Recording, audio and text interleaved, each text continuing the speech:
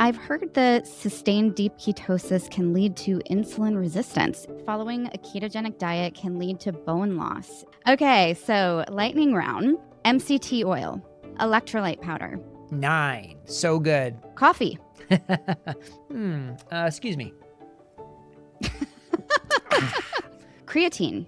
Quest bar was my dinner. What? I'm shocked. Welcome back to Metabolic Mind. We're doing another Metabolic Mailbag episode today, and I'm joined by our producer, Erica Gerard. Erica, thanks for joining me again. Always a pleasure. Yes, I'm looking forward to digging into all these questions. We've been getting so many questions from you, which we really appreciate. Of course, we haven't been able to get to all of them, but we're going to keep trying. We're going to keep knocking them away. So Erica, remind everybody how they can send us questions, and then let's jump right in and start asking them. Yes, great. So as a reminder, there's a couple ways you can send us questions. You can go to our metabolicmind.org website and submit it through a form that way. And that's metabolicmind.org/questions, or you can email us at info@metabolicmind.org. Great. And a number of people don't want their name being read, and that's fine.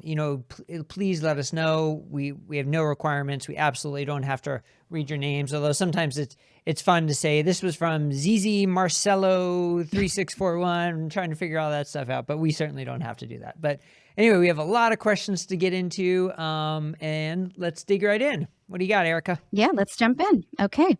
So our first question came through the mailbox. The question is, I've heard that sustained deep ketosis can lead to insulin resistance. Is this true? And if so, how worried should I be about this, and how can it be prevented? Yeah, this is a question that comes up a lot. So I want to take a step back and talk about insulin resistance. And so what is insulin resistance, right? It means parts of your body, cells, so forth, are being resistant to insulin. So insulin is trying to tell the cells maybe to do something, and the cells aren't responding as quickly or as appropriately as they should. So traditionally, someone who's eating, a high carb, high calorie diet, they're metabolically unhealthy, they have insulin resistance. So it requires more insulin to do the job of bringing glucose into the cells. So what you have is this concept of insulin resistance with high insulin levels. And that's the point I want to make. The insulin isn't getting glucose into the cells, so you're getting more and more insulin. The body's saying we need more insulin to get the glucose into the cells, so we're going to keep pumping out more and more insulin.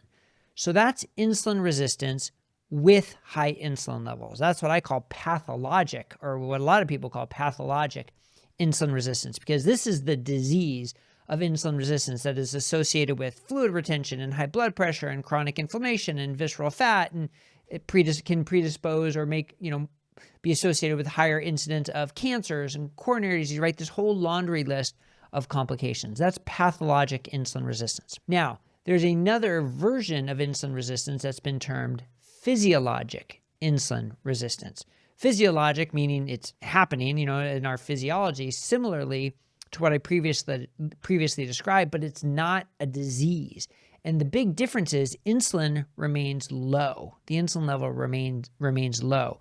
So the body isn't saying, I'm seeing insulin resistance, we need to crank up the insulin to overcome it.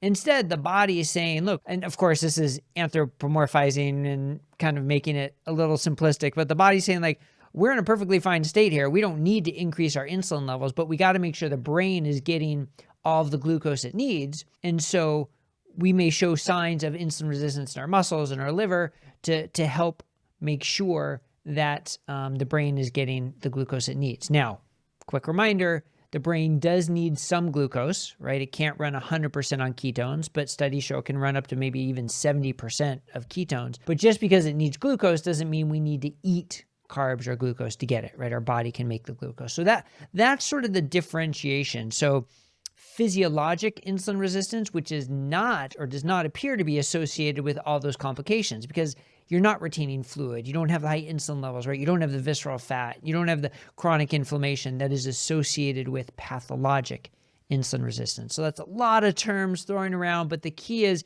insulin high or is insulin low, right? That is the key. If insulin is high and you have insulin resistance, that's the pathology. If insulin is low, then it's not a pathologic event. It's a physiologic adaptation, which is still perfectly healthy. It's also, you may have heard, adaptive glucose sparing is another term that's been used, that's been thrown around.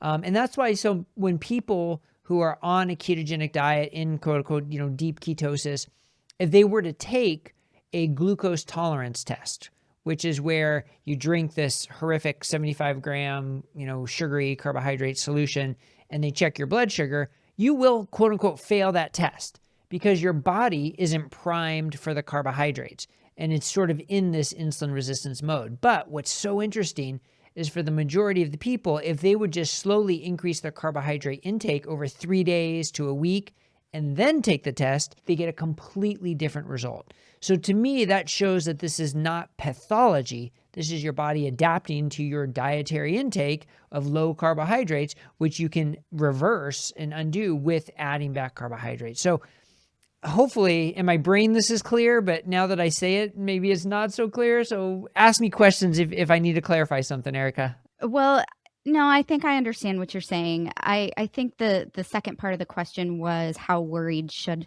I be about this? I mean, who should be drinking that horrific drink and taking that test? I mean, should we all be doing that? No, I think nobody should be doing it first. But let me rephrase that. So look, I don't know, the person who's asking the question. Of course, whenever you're asking questions, we don't know all the details about you. If you're my patient, I would ask you 1,000 more questions and get a whole bunch of tests and figure out what's going on. So definitely everybody should talk to their doctor about it. But what I would say is the key is making sure you know what your insulin level is. And if you have any signs of pathologic insulin resistance versus physiologic insulin resistance. In my mind, if it is true physiologic insulin resistance, that when you're metabolically flexible and it reverses with adding carbohydrates with low insulin levels, there's nothing to worry about there from my standpoint. Now, again, it needs to be individualized. Got it. Okay. All right. Moving on. The next question comes again from the mailbox, and this is an anonymous submission. I have been on the ketogenic diet for about 9 months and have experienced quite a lot of mental health benefits. Great. Love to hear that. However, it has become quite difficult for me to reach nutritional ketosis, even in periods when I try not to go over 20 or so grams of carbs a day. I've heard from a few doctors that people with insulin resistance might face this problem and that for them, the rules might be stricter. Longer periods of fasting might be needed and fiber should be avoided, even when it comes from whole foods. I wonder if you can comment on that. So having difficulty reaching ketosis, even when your carbs per day are very low. Yeah. So first of all, awesome to hear that someone's improving their mental health symptoms by being in ketosis. I mean, that's wonderful to hear. But I think that the key to this question is, if I were to sum it up, it's that there is no one ketogenic diet, right? There is no one diet that is going to get everybody in ketosis the same way. Well, why is that? Shouldn't it just be eat less than X number of carbs and you're in ketosis? Well, no, because it's a metabolic shift in our bodies, and that is dependent on our baseline metabolic health. So there are some people who are incredibly metabolically healthy, metabolically flexible, who can eat 75 grams of carbohydrates per day and stay in ketosis. And there are some people who have to get down to 10 grams of carbs per day in order to get into ketosis. And the underlying determination of that is likely their baseline metabolic health. There are other factors as well, exercise and fasting and so forth, but baseline metabolic health is a big predictor of that. So yes, somebody who has worse baseline metabolic health is going to need to be stricter.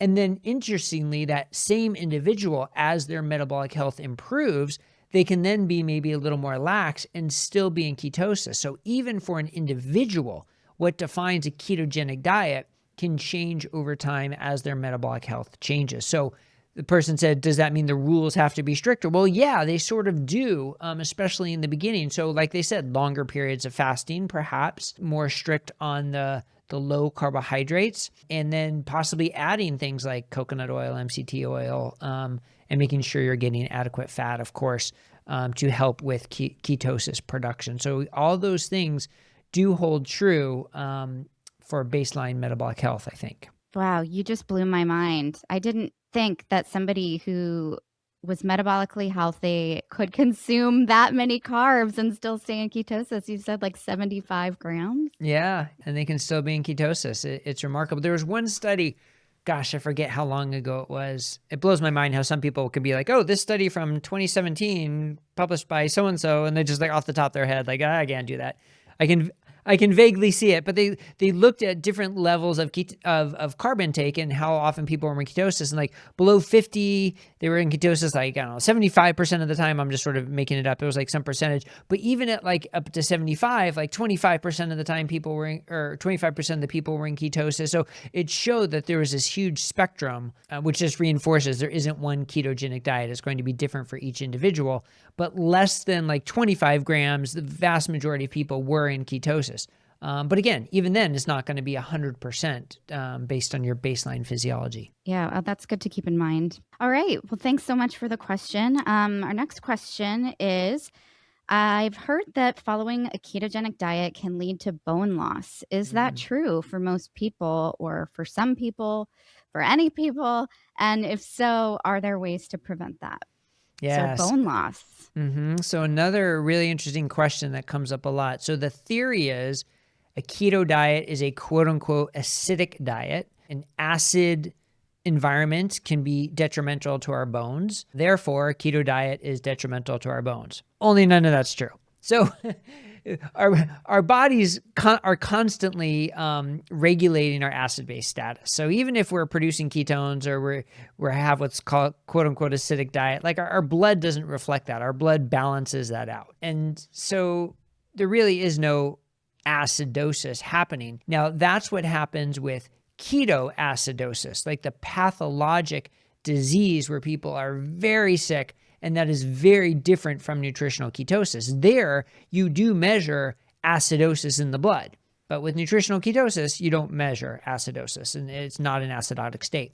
There was also one study, one that I'm aware of, that showed a rapid turnover of a blood marker, basically, that shows like bone is turning over rapidly. But that was it. There was actually no demonstration of decreased bone density. There's no evidence to suggest that there's increased fractures or decreased bone density. In fact, quite the opposite with a lot of certainly anecdotal reports and clinical experience. But if it's something you're worried about, measure it, right? DEXA scans are some of the easiest things to get. There's a tiny bit of radiation. They're not all that expensive. They're pretty prevalent. They're good at measuring your bone density, and see what happens. And as long as you're doing some resistance training and getting adequate protein, then most people are going to see benefits to their bone density. And a keto diet's no different for that. Great. Okay. So not a threat, nothing to worry about. But if you are worried, something that you can easily go check. Yeah, something you can easily go check. And if your bone density is decreasing, again, it's am I getting adequate protein? And not, the RDA 0.8 grams per kilogram. That's insufficient protein for optimal health. So you really want that like 1.2 to 1.6 grams per kilogram of reference body weight. We've talked about this a lot in the past about adequate protein intake and doing some form of resistance training, certainly walking. Those are the main factors for bone density. And then, are you taking any medications that can impact it? Alcohol, smoking, other toxins and so forth. Those are all top of my list well before a keto diet in terms of my concerns. All right.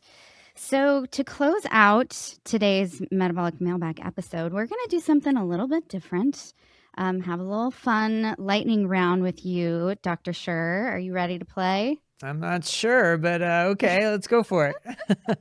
Okay, so lightning round. So the question is, for those listeners who are on a ketogenic diet, we would like you to rate these popular items on a scale of 1 to 10. So 10 means that you enthusiastically recommend it, and 1 means you generally avoid it. Okay? 10 is good, right. 1 is bad. Okay, got it. 10 is good, 1 is bad. Got it. All right, here we go. All right.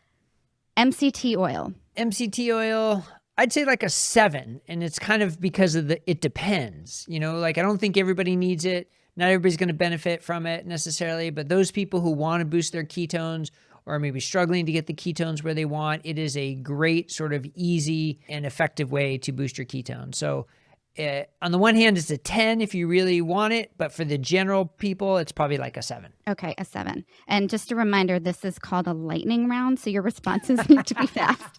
I don't think I'm so good at that part, but I can work on it. Okay. Okay, second one, electrolyte powder.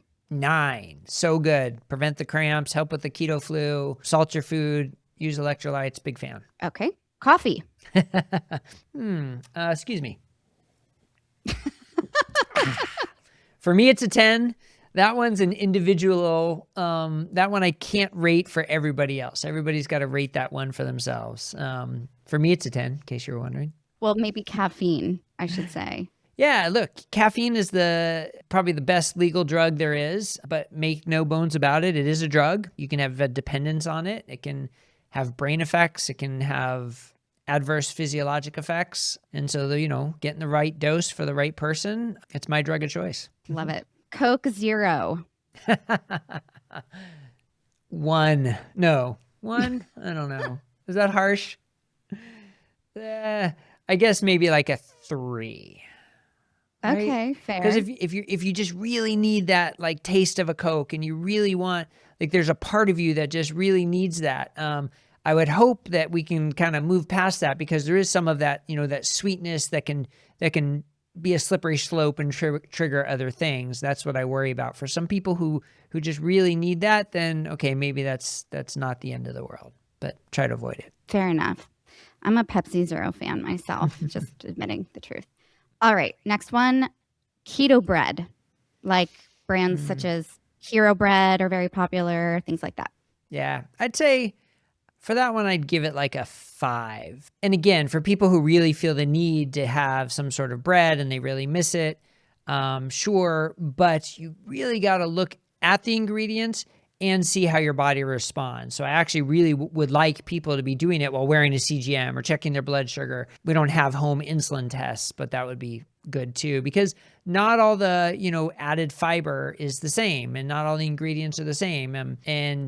So finding one that you like is not the end of the road. I'd say finding one that you like and does not affect your blood sugar or your body in other ways, or your ketone levels in other ways, would be pretty important. Side note, if it affects your blood sugar, but your ketone levels are still roughly the same, is that okay? I guess it depends on how much it affects your blood sugar, right? If it's a very small increase, and it's a short-lived increase and your ketone levels stay the same, yeah, then I've got no problem with that.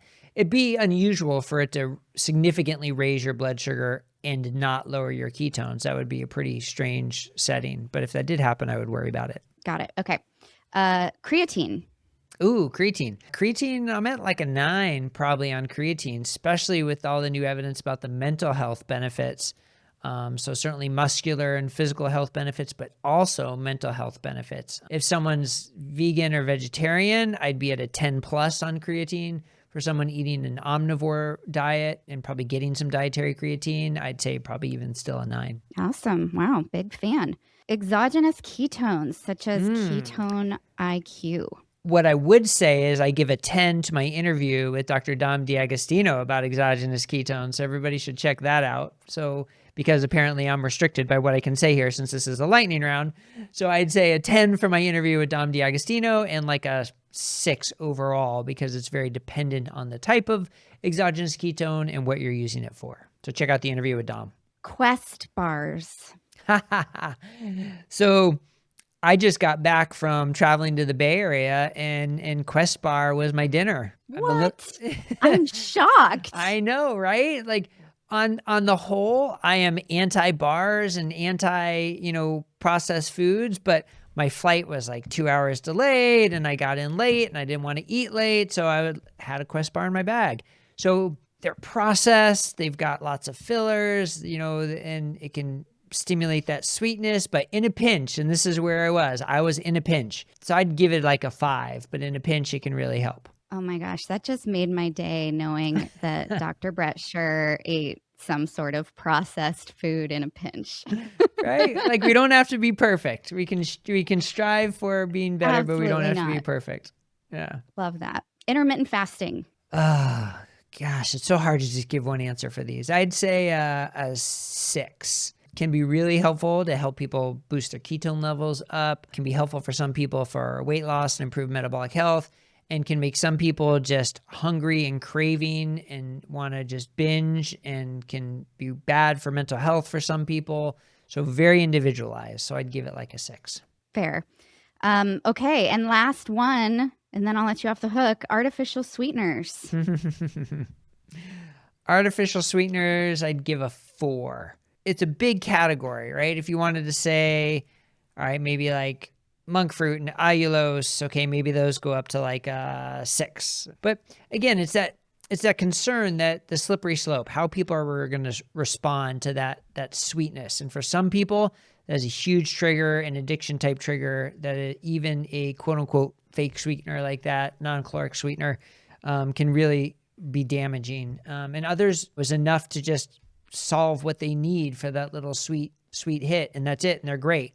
So knowing who you are, but also how your body responds to it, because not all artificial sweeteners are the same. I think we have an episode with Georgia where Dr. Eid, where she went into the artificial sweeteners in more depth. So I'd recommend people check that one out too. Yeah, that was a good one. We can link to that one in the show notes as well, because I also think that was great. All right. We are done with our lightning round. All right. How'd I do? My answers were a little long. Well. Did I do you okay? You were a little long in the tooth, but in general, I think very smart answers and very interesting. All right. So thank you for that. That was a lot of fun. Maybe we'll do it again on our next mailbag episode if you're game. Good. Well, thank you. Thank you for the questions. All of you for the questions, of course. We really appreciate it. We love hearing what's on your mind and knowing how we can help by providing more information. So as Erica mentioned at the top of the show, please keep the questions coming, and we'll see you here next time at Metabolic Mind. Thanks for joining us. Bye-bye. Thank you for watching. If you want to see more, check out these recommended videos. Also, if you haven't already, don't forget to subscribe to our channel to stay up to date with our content and help us expand the movement. And if you want to sign up for our newsletter, access our resources, read the latest research, or check out the Think Smart framework, click here to visit our website. See you on the next video.